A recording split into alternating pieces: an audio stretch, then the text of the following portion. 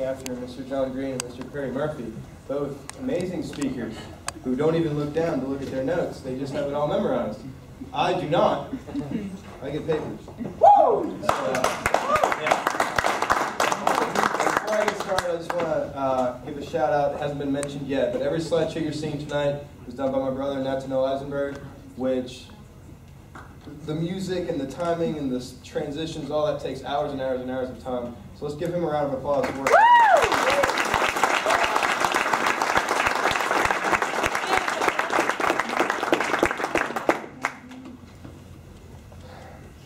A rush of wind, a tide of waves, a wind of sorrow, a fire of rage, a tree of peace, a flower of pain, a bird of love, a day left strange. These are the colors of a life so strange, a life where some things never change. Frank Tavares. The Epsilon Beta chapter of the Phi Kappa Tau fraternity has evolved greatly from when it was chartered in 1987. People have come and gone, traditions have blossomed and died, but the heart and soul of Phi Kappa Tau remains in our hearts and minds still today, and the values upon which the fraternity was built upon still flourishes with grace.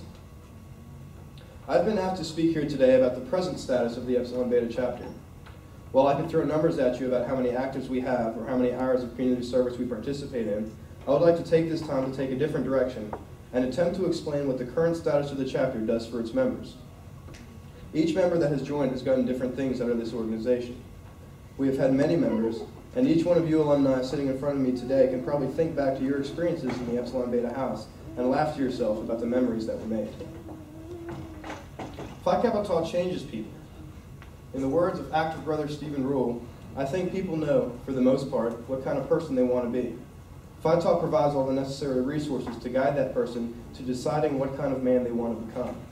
It gives you a lot of experiences along the way that you would normally miss out on if you didn't join.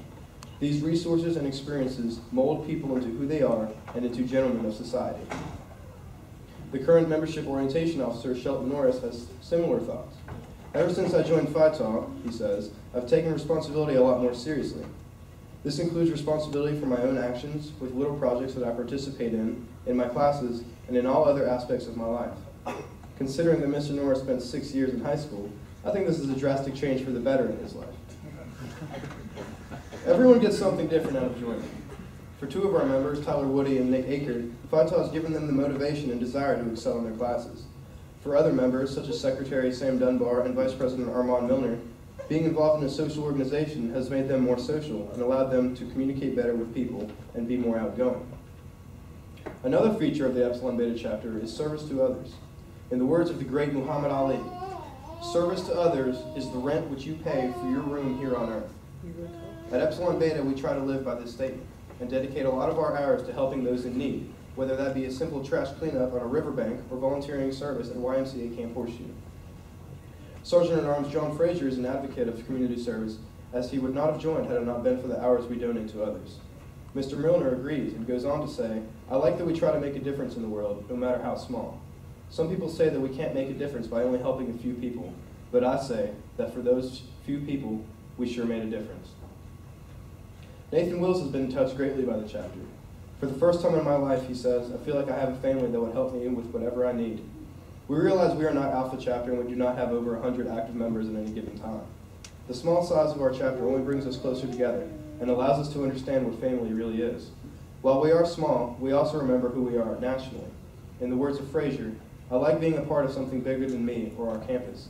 Being a part of the 90,000 strong is something special, and I am honored to be a part of it.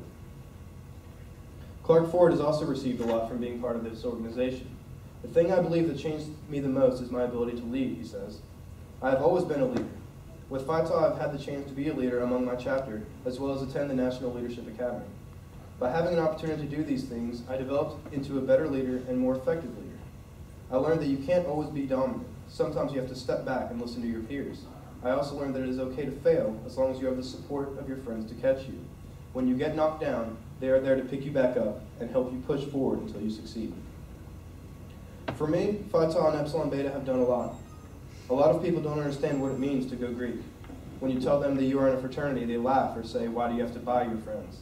They simply don't understand what it means or what it is, and it is impossible to explain it to them. Being a part of Phi Tau is an experience like no other. It gives you confidence, leadership skills, social skills, a sense of belonging, and countless other things. During the summer of 2011, I had the opportunity to travel to Indianapolis, Indiana, and be a part of Phi Tau's Leadership Academy.